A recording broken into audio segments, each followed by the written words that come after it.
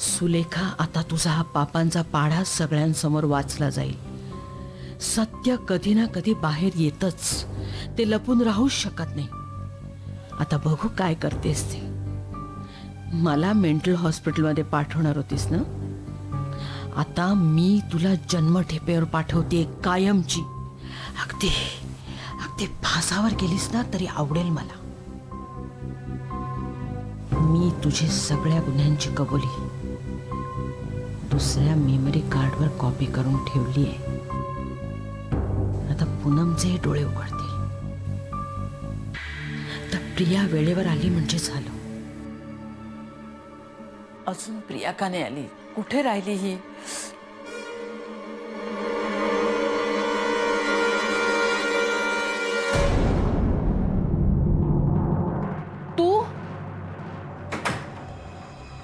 तुझी खूप आठवण येत होती मम्मा. माझी? सारखं मन म्हणत होतं जाऊ नको जाऊ नको. परत चल मम्माकडे म्हणून अर्ध्या रस्त्यातनं परत आले. कोणाला फोन करत होतीस? प्रियाला. दे ना, मी घेऊ का खेचून? दे बघू.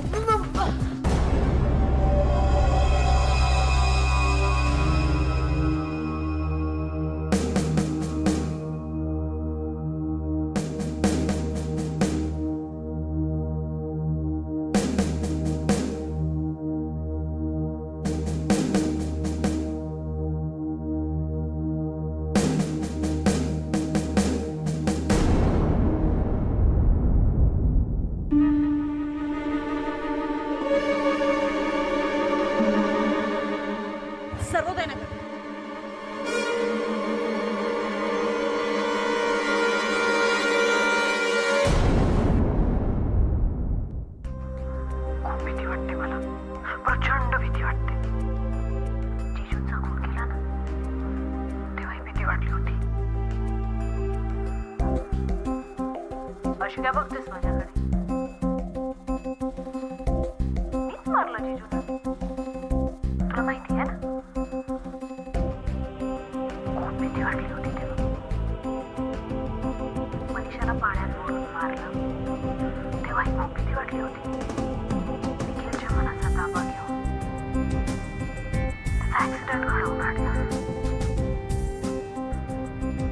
तेव्हाही भीती वाटली होती मम्मा.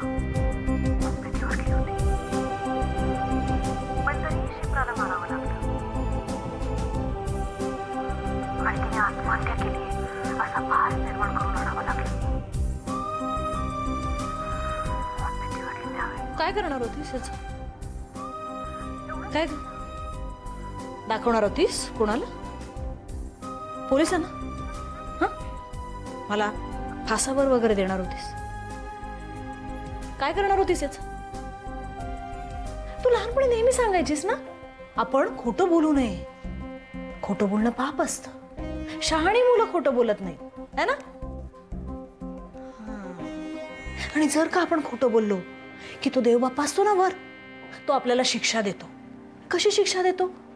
तर तो त्या खोटं बोलणाऱ्याच्या आई वडिलांना सांगतो की माझ्या वतीने तुम्ही त्याला शिक्षा करा. मग त्या खोटं बोलणाऱ्याचे आई वडील त्याला मारतात, त्याला ओरडतात, त्याला शिक्षा देतात. पण हे सगळं तू मला का सांगतेस? तू कधीच खोटं बोलली नाहीस. मला खोटं बोलायला आवडत नाही. म्हणजे तू कधीच खोटं बोलली नाहीस म्हणून तुला शिक्षा झाली नाहीये. पण मग आता शिक्षा व्हायला हवी नाही का? तसं असेल तर पहिल्यांदा तुला शिक्षा व्हायला हवी. तू खूप पाप केलेस, गुन्हे केलेस. पाप, गुन्हे, किती निष्ठुर आहेस का मम्मा. मी तुझी मुलगी असून माझ्या व्यथा, माझी दुःख तू कधी समजूनच घेऊ शकली नाहीस. सतत सतत मला विरोध करत होतीस. खरं तर तुला तेव्हाच संपवून टाकली असती. पण तू माझं टॉनिक होतीस. मी कुठेही कोणाशीही हरले ना तरी तुझ्या समोर कायम जिंकत आले. पण यावेळी तू मुलीचं आणि आईचं नातंही विसरलीस.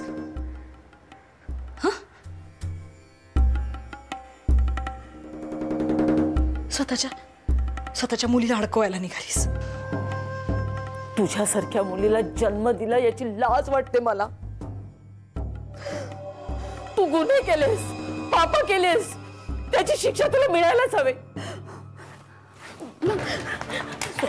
नाही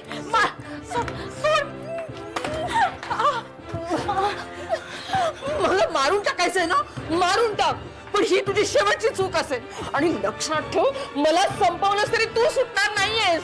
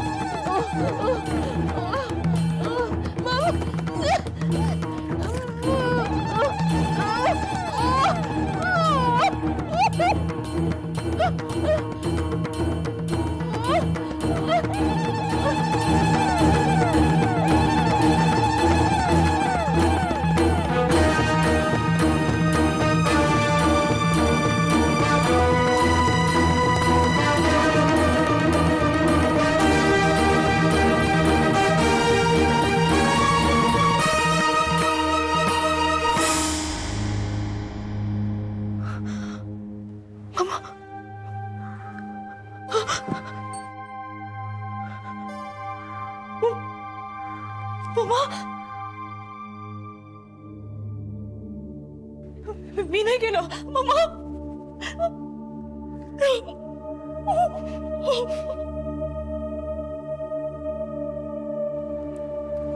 मी नाही केलं काही मम्मा.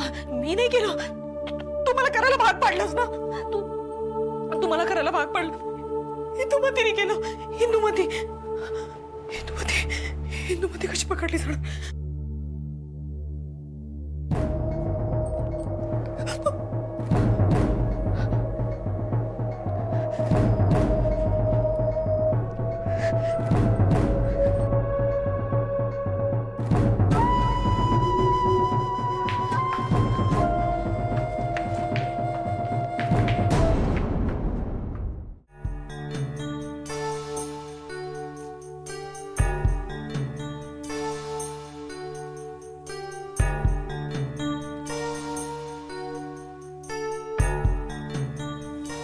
हॅलो दादा.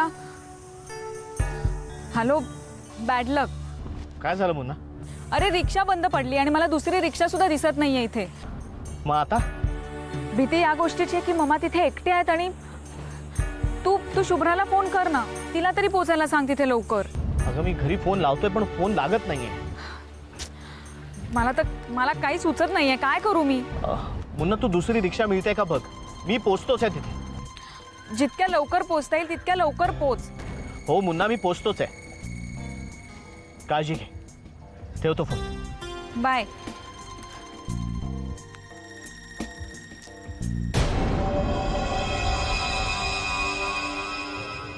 मी काय करते ते योग्य आहे की नाही? योग्यच आहे. हे आधी केलं असतं ना तर कित्येक प्रश्न उभेच राहिले नसते. माझ्या विरुद्ध कट रचलेच गेले नसते. आणि मार्गात येणाऱ्याला सांगून सुद्धा तो बाजूला होत नसेल तर त्याला बाजूला करावंच लागतं. मला माझा वेग आता थंड होऊ द्यायचा नाहीये. एक मार्ग मोकळा झाला, आता दुसरा, पण आजच.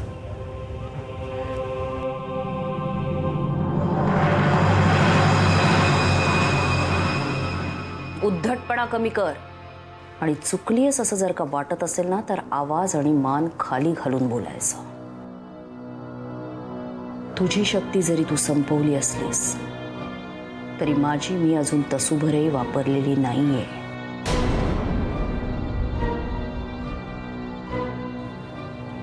आता जितकी शक्ती लावायची तेवढी लाव. कोणाचा आवाज आणि कोणाची मान खाली जायला हवी हे मी ठरवणार. मी तुला अजिबात फोर्स करणार नाही. शेवटी निर्णय हा तुझा असेल. पण एक लक्षात ठेव, एकमेव संधी चालून आली आहे आणि तुझे हात बांधलेले असतील. काय करशील? एक तर स्वप्नातल्या स्वप्नात सगळ्यांना मारून टाक, नाहीतर मग तुझी स्वप्न तुझ्या सकट माझ्या हवाली कर.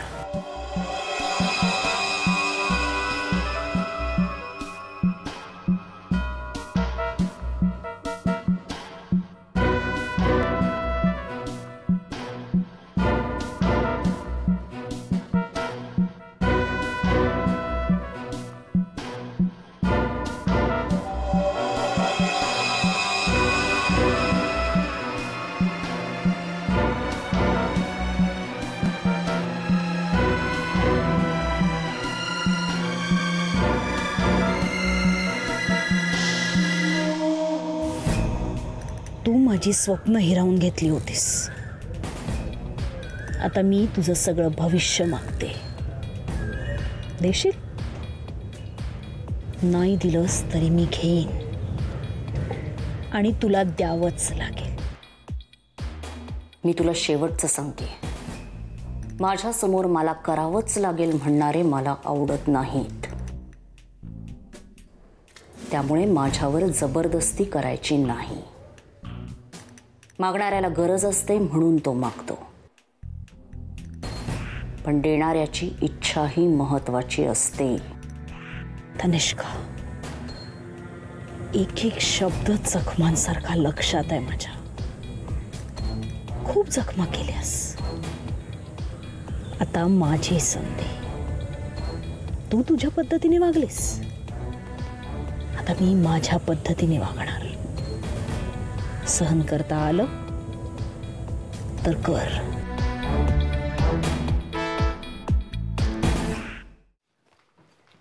पियू, चल बाळा, मी निघते.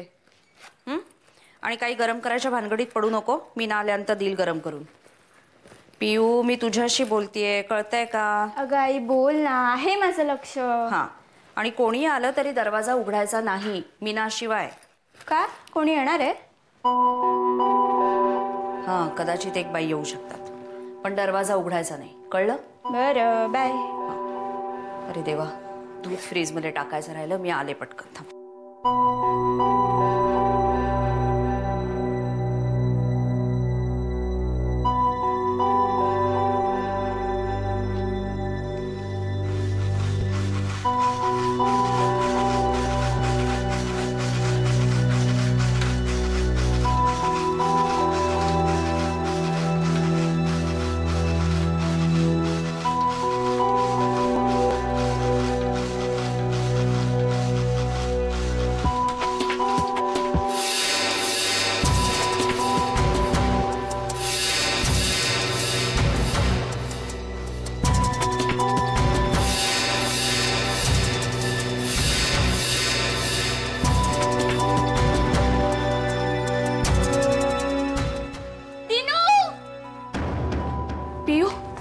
पियू, काय झालं बाळा? काही होतंय का तुला? हा पियू, कोण तुम्ही? काय बोलतेस तू? हे हा? कोण पिऊ? मी छबू आहे. मला दिनूला भेटायला जायचंय. अगं कोण दिनू? माझा मित्र. त्याला भीती वाटते खूप भुयाराची. मी जाते आता. पियू हे बघ, इथे कोणी नाहीये, छबू पण नाहीये आणि दिनू पण नाहीये. काय होतंय राजा तुला? असं कसं होऊ शकतं? पण भुयार आहे, मी आहे, मग दिनू का नाहीये? मला दिनूकडे जायचंय. तुम्ही घेऊन जाल ना मला? मला जायचंय दिनूकडे. तो वाट बघत असेल माझी. मला दिनूकडे जायचंय. पियू हे बघ, शांत हो जरा. मला गप्पा मारायच्या दिनूशी. मला दिनूकडे जायचंय. मला दुचाकी दाखवायची आहे त्याला. तुम्ही काय काय? मला दिनूकडे जाऊ देत नाही तुम्ही. दिनू मी येते. मी लगेच येते. तुम्ही जा ना. पियू शांत हो. दिनू मी आले. दिनू मला दिनूला भेटायला जायचंय. तुम्ही सोडा मला. पियू शांत हो ना बाळा. पियू मला दुचाकी दाखवायची आहे त्याला. गप्पा मारायच्या आहेत.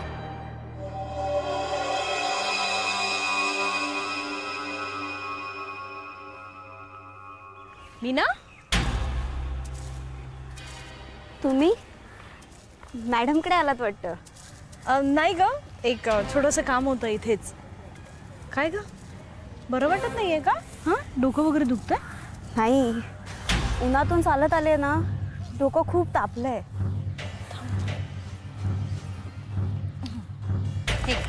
पाणी पी.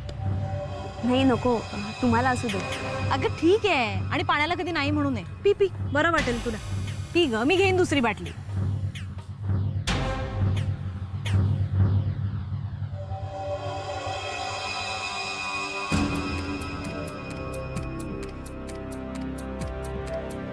बरं वाटतं?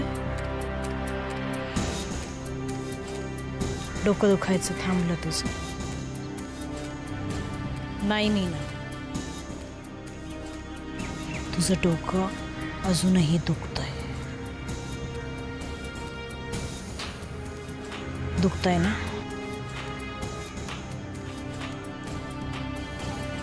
आता तुझं डोकं जास्त दुखायला लागलं असेल.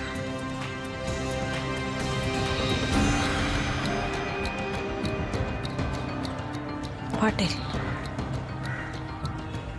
बरं वाटेल. माझ्याकडेच बघत राहा.